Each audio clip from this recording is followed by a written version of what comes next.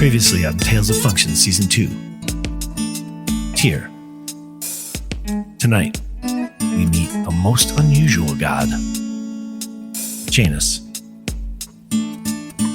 Creator time, Sovngarde, the realm of Hera. In the realm of Hera, there was music, basically everywhere. The energy that fueled all that moved, grew, loved, died. Everything in the realm. Literally, it was the fuel by which the realm moved and Hera's primary method of creation. Today, the music echoed through Sovngarde and trickled out into the farthest reaches of Odin's reality.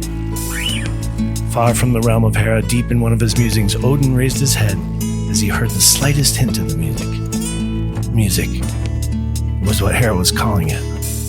This music, on account of its undeniable inspirational quality. This song, as she called it, spoke to him. This song asked him to her, and so he stepped out and with a smile strode off to find his love.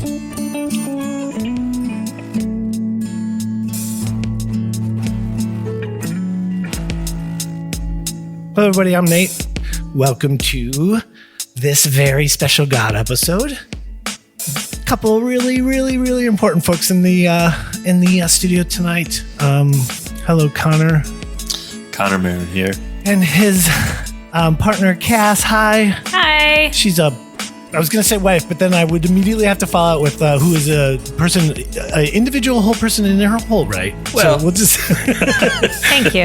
Nobody needs a label other than partner, right? Yes. And you two are most loved, and I'm super glad you're here. Same. Good drive to get here? No big deal? Very good drive. Mm-hmm.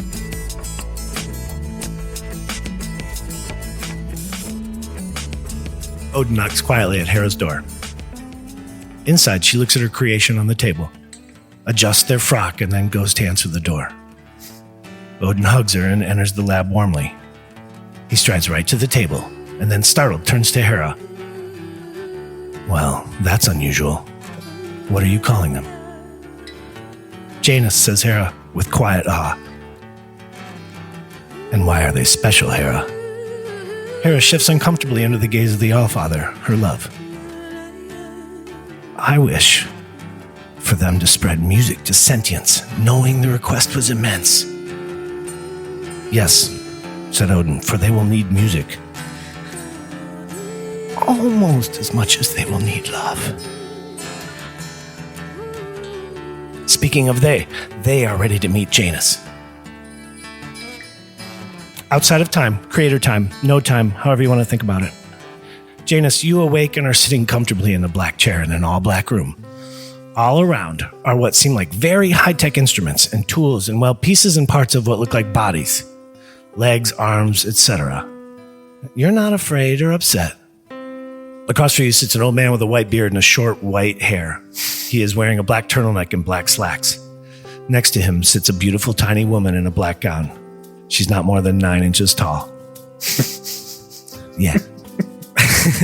Her dark skin and gown are in contrast to the stark white of the old man's beard and hair. He turns and asks the woman, "Okay, to which one do I speak?" The woman looks back frustratedly. They are two minds, one being, twice the brain in the same frame. They will struggle for control of the frame, of course, but there's a very good chance they'll learn to cope and, maybe not go completely insane. Odin raises an eyebrow. A good chance, eh?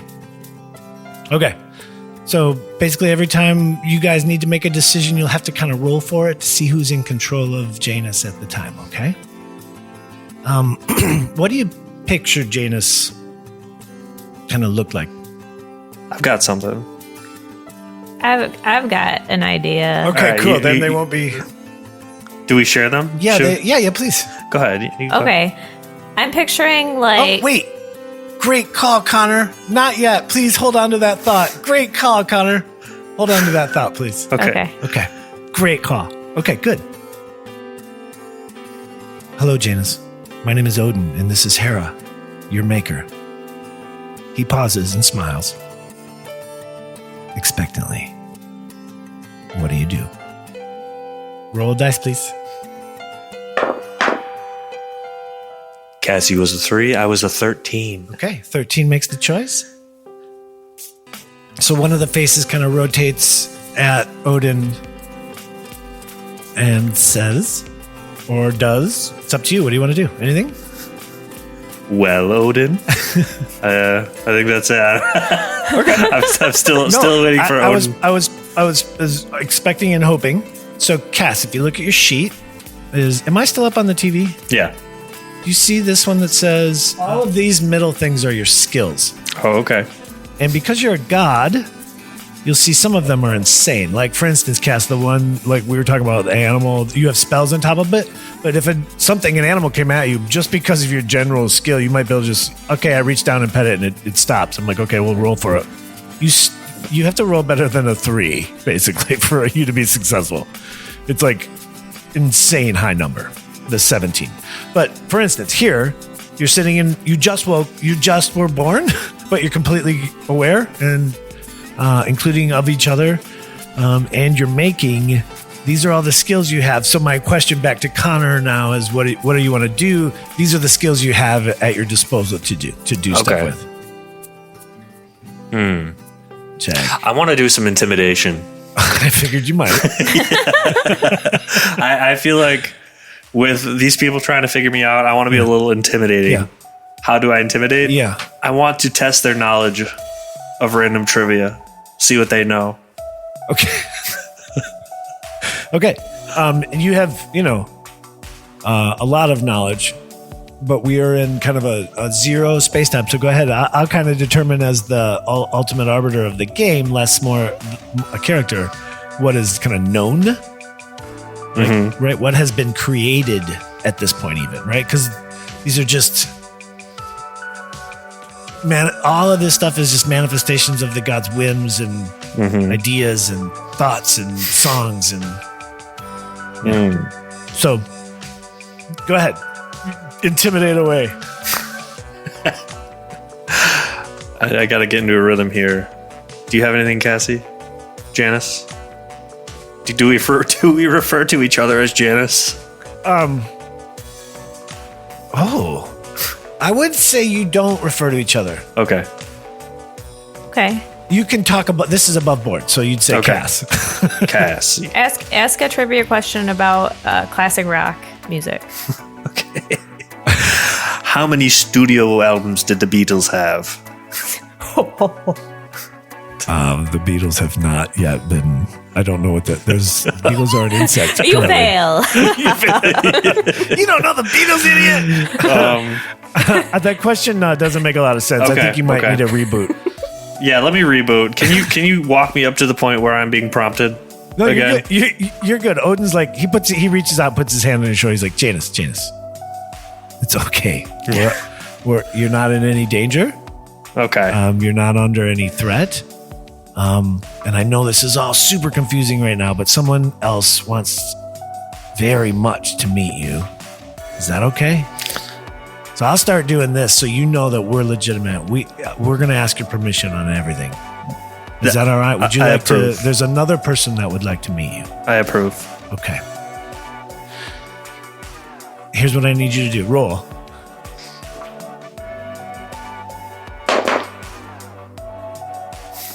Oh, okay. Never mind. I got a 15. Connor got a 19. Oh, goodness. Janus, imagine a place you'd like to be and tell me about it.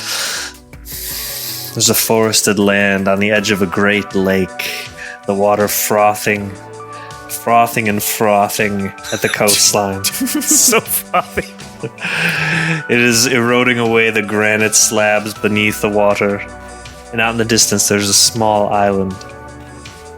Close enough to walk to. The waters are shallow enough to walk in, but the currents are too dangerous to make the trek. The water is cold. Almost too cold. But cleansing. As you move into the water, you're immediately struck by how many fish there are in the water. And they begin to kind of nibble at your legs. Nothing dangerous in any way, but it's not comfortable by any stretch. Can I have you roll?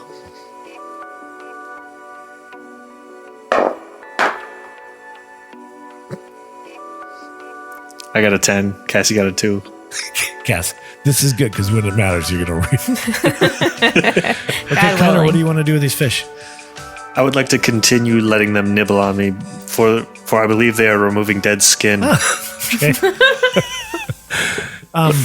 As you move further into the water, your tunic starts to kind of float and cling to you in places.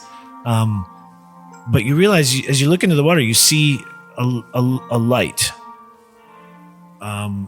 And you dive into the water and swim towards the light. And as you swim deeper and deeper, that light continues to grow until you have to shut your eyes. It's so bright. And then you feel yourself stepping bravely into the light and love of the Creator, who accepts you immediately. And you close your eyes again. When you open them, you're staring up at the old man and the tiny woman. The old man is fading slowly into nothingness. You hear him say, "They approve. Get him up and running, Hera." To you, he says, "Spread music, Janus. That is the why of you. We will meet again very soon."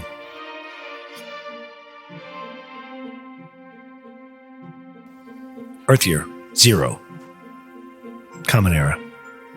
The Trutoran Galaxy, Isha System, Planet Fry.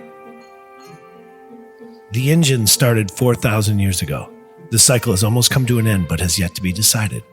On Earth, Shiva's forces have gathered and now face Loki's army of Jackalite warriors on the Giza Plateau in the Sol System. It is the exact same location as the final battle of the previous cycle, which is strange considering all the places in the universe that the final battle could have occurred. But Loki loves the dramatic flair without question. But you are somewhere else, Janus. To say that you've been successful spreading music would be the understatement of the cycle. Like a virus, music has spread, infecting most sentient beings and increasing creativity in general across the multiverse. And where else would you be at this most pressing hour?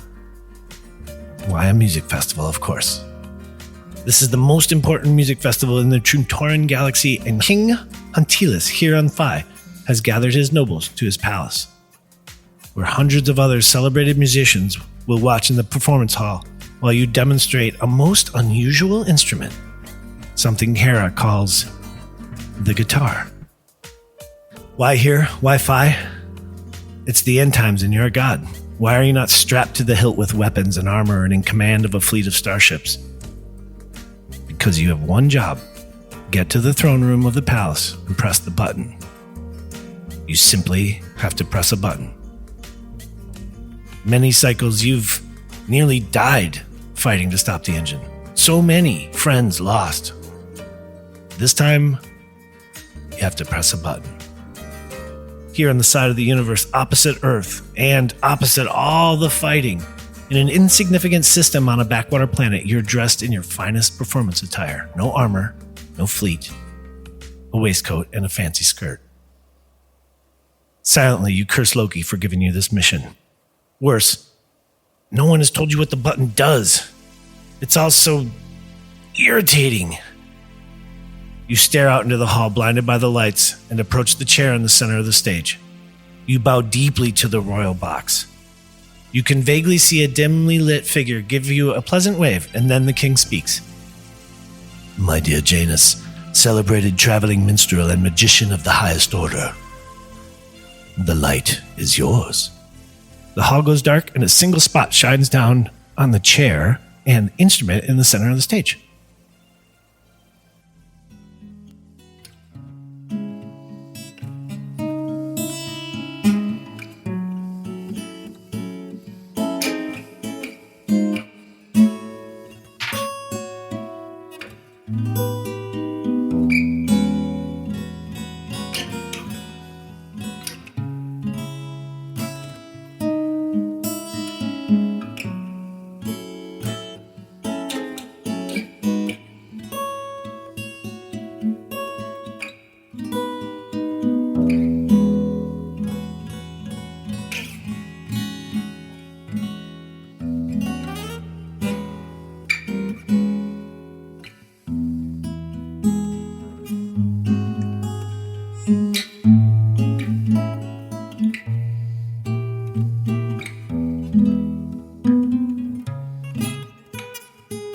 see, can you roll a performance check? There's a button on your sheet that says performance.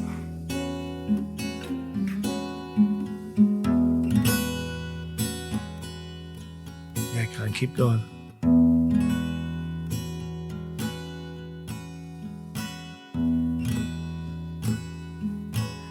What'd you get?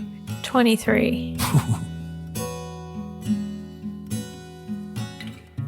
As you play, the crowd gasps, never having heard or seen an instrument like this. One that uses strings to vibrate its song into being. Voice and flute are the predominance of music in this galaxy. And as the crowd listens intently, murmurs and awe turn to elation and joy, and the crowd and His Majesty the King begin to cheer raucously.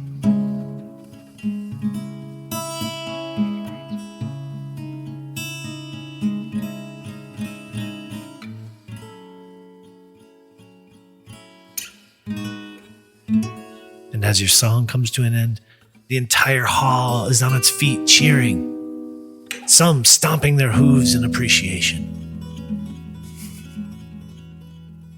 And as you gaze with gratitude up at the royal box, you see the king, a giant smile on his face.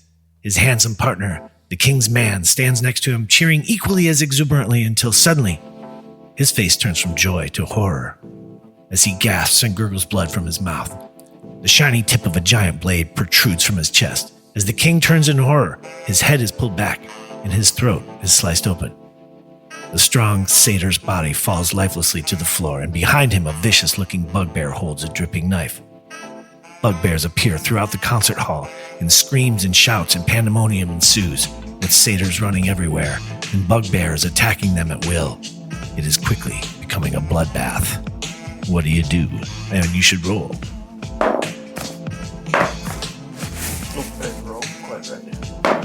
I got a 9 and Connor got an 8. Oh, yay! Yay! Yeah, I got a 9. Okay, so Cass, what do you want to do? So yeah, it's just like it's a absolute worst nightmare, real, kind of like horror show going on all around you. What do you want to do? What's our disaster plan? Did you study the? Can I run away? You can run. Yeah, absolutely. I need you to. There are kind of bugbears all over this room. Let me get my. Can I use my guitar as like a weapon and just like start swinging it at people? Bugbears. You can. You have lots of spells. Okay. I would like to Don't turn. need to destroy the guitar just yet. I would like to turn all the bugbears cute and non-threatening. What are bugbears animals? Yes, they're like orcs and bears crossed, sort of. Orc bears. Yeah, What does Tiny Servant do? Oh, excellent. So Tiny Servant's really fun. Basically, tiny non-magical object that isn't attached to anything or anybody. And then it animates and it kind of becomes your little minion. Okay. It has some attacks, so it can do some attacking as well. Okay. You casting that? Yeah. What kind of objects are around me that I could? Can I use my guitar, or is it too big? You can use your guitar. Okay. I want my guitar to be my Tiny Servant. So little legs shoot out of the bottom of the guitar and arms shoot out of the side. I assume the neck's the neck, yeah? Mm-hmm. Okay. The guitar reaches inside of itself and adjusts the truss rod. Yeah, finally. Now my neck is straight. Just gonna adjudicate this because this is what I love about Dungeons and Dragons or role-playing games in general. Okay, so what do you want it to do? I want it to be able to like play a really loud sound to like a sonic boom to like shock everything so that I can run away. Okay. Like a really hard like. Yeah. I love that. Let's do just your basic spell attack. So you see this 11 up here? Mm-hmm. I'm not sure where else that exists. Oh, it exists under Crown of Stars. Mm-hmm. Just hit the 11, not all the other jazz. So as you animate this guitar, it kind of comes alive and starts looking around for something to do.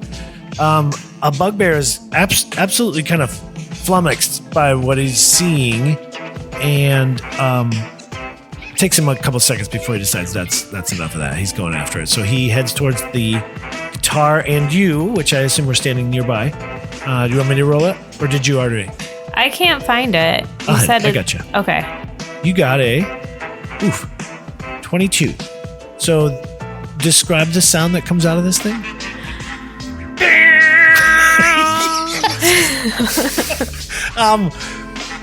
Okay. This bugbear that is coming at you is, let me do the thing. You cause. Ooh, those are good. That's good. That's good audio. You cause 29 damage. So you, as this bugbear is like approaching, you basically rip most of its flesh and many of its organs off from its frame with this loud, like sonic weapon that you've created, and it is very, very close to being dead, but is not quite. And that would be its turn. It takes a stumble at you and tries to touch you, reach out and touches. What is your armor? Do you see your... Oh, I do. I know. Your armor class is a 19. He rolled a 15 plus 5 is a 20. So it does hit you. And it hits you for...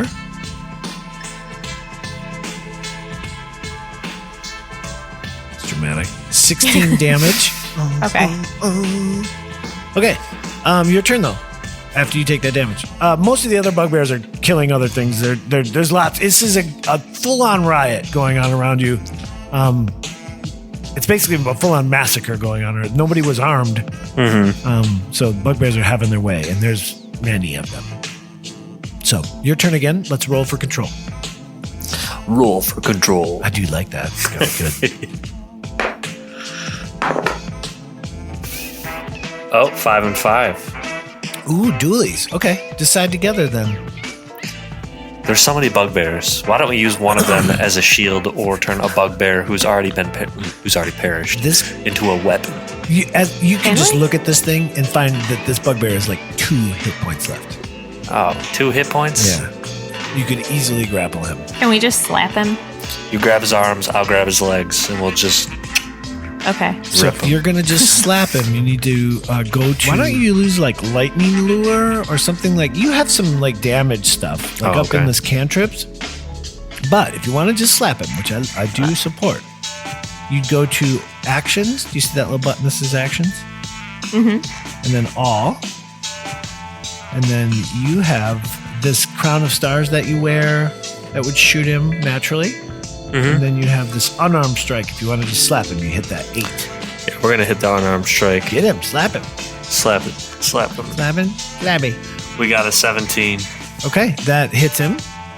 And then you hit the button next to it to tell me how much damage. Oh, shit. Oops. Or is it just going to tell you 3? It's going to tell me 3. 3. Okay, Yeah. that's enough. Remember, he's got 2. Yeah, he's dead. So you killed this. You have a no bugbear in front of you, and sort of a free flight out of this chamber hall. And you look around. You can run away from all of this, but people are being Do slaughtered. we gotta roll?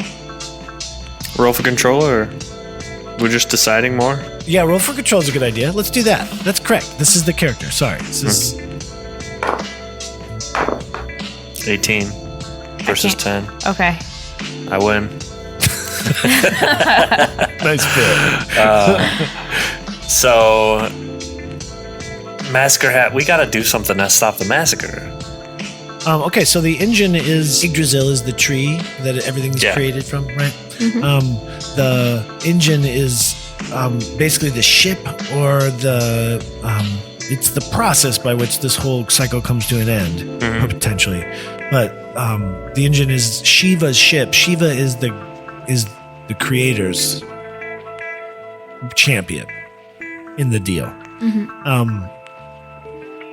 You guys fight Shiva and the engine every 4,000 years. And your mission this time, because Loki's in charge, is to press this button, Yeah. which is frustrating. So that's all. That's what that's about. You don't know what's going on with these bugbears. Okay. Do a spell. Okay. Yeah. That's what I'm thinking. Go to that thing. Gust, lightning blur, friendship, dissonant whispers, speak with animals. There's some really good ones all the way down. The very last spell you have is super fun. I put it in there because I can't imagine you guys wouldn't use that. Weird. It's so cool. You Let's try use to it. create illusory terrors in others' minds that you decide. Basically, you decide who, and basically you give them day terrors, and they take a bunch of damage from it. Oh, yeah, we're doing that. But you're going to have to kind of describe for me what you think you're putting in as a general. So you click this 9. You no more 9s anymore, right? Level 9s. And that spell is only a level 9, so good use. Now only 8s and below for this fight. But what do you do? The terror. Illusory terror. Wait, I have to make a wisdom saving throw. 1 second. This bugbear. You're gonna all the bugbears? I'll do 1 for all the bugbears. Okay. Where's mine now? Did I just close mine? Close mine? I did. That's smart. Illusory terrors. Wisdom. No, let's think man. about these bugbears a little bit. What would be scary for a bugbear? So 19 minus 6, so 13. Nope. You're at 19. So I did not save. So you give these bugbears terrors. What the image do you put in your head? Roll for control. Cassie with the 20. Oh, a nat 20? Okay, this is going to be amazing because it's going to do everything you need because that's a really great roll. Was it a 20? Mm-hmm. Okay, cool, great. Well, bugbear. Like, I'm thinking like a bug. Yeah. So in the terror, they're looking up and there's like a giant foot that's going to step on them. That's awesome, which is all they can see, all of them. And pretty soon you've distracted them enough for folks to get out of the building. And they are completely not disarmed, but they're definitely distracted and not in a fighting state. So this would be a moment you would be able to get out of there. But as you do, you hear a voice come in over your comms that says Sovngarde 3. This is Sovngarde 2.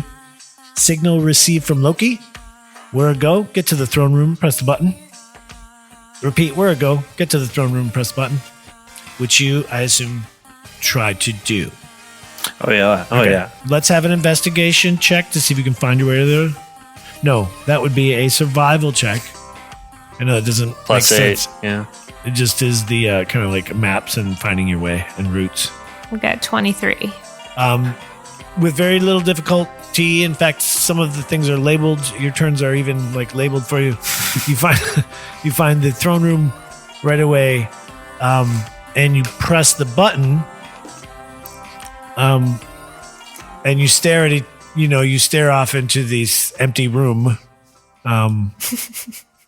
Having done your mission, it is the most unfulfilling moment of your godlike existence. Yeah. Well, that's it, huh? Button pressed. Guess I'll go home now. Yeah. Do we need anything else while we're here? Or? Oh, you are on a cool planet. Earth year 2007. Oh. Milky Way galaxy. Freya system. Planet Nuteri. You look to Hera questioningly, but you have learned to be patient, both of you have. You've had to. You stand at the end point of an impressive ancient maze here in this jungle world. Everywhere, thicket springs forth to snag clothing and scratch skin. You're in a clearing made of stone. Hera's little self paces back and forth as you stand watching. Then she stops and sits down in a very specific spot, closes her eyes, and begins to slowly speak. You will hold the beacon. Many centuries from now, they will respond to its call, and they'll arrive in orbit around Nuteri as a group of 10. 5 of them will come here to this very place. They will arrive suffering from Shiva's sting, but they will seek you, and you must test them. They will craft a ladder of themselves and reach the secret, and you must share it with them. Until then, you will wait, Janus. You'll be the one who waited. And I'll be the one who weeps. She turns to leave, and then pauses and turns, holding out a data pad to you. This will help them understand the secret. It's yours to share with them, Janus, my child. The light is yours. You understand, and you begin to input the secret into the data pad.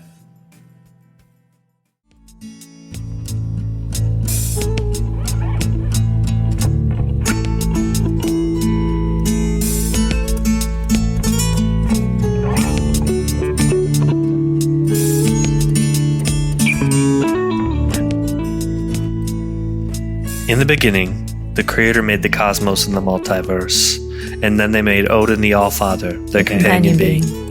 The two spent countless ages together, becoming as close as two beings could become, and they bound themselves to one another across all space-time. As you speak, you begin to grow and expand, until in a short time, you're towering above the forest. You take the beacon staff in your hand and you cradle it, and in your other hand you hold the data pad and pour all of the ancient story into it. You feel yourself becoming solid. Gazing down, you are unsurprised to see that you are becoming an obsidian statue. Far below you, Tiny Hair wipes a tear from her face and disappears into the forest. And as your face becomes solid, and your wry smile fixes in place, you're both left with a single thought. Roll to see who tells me it first. Nice! And it matters. Am I gonna be like this forever?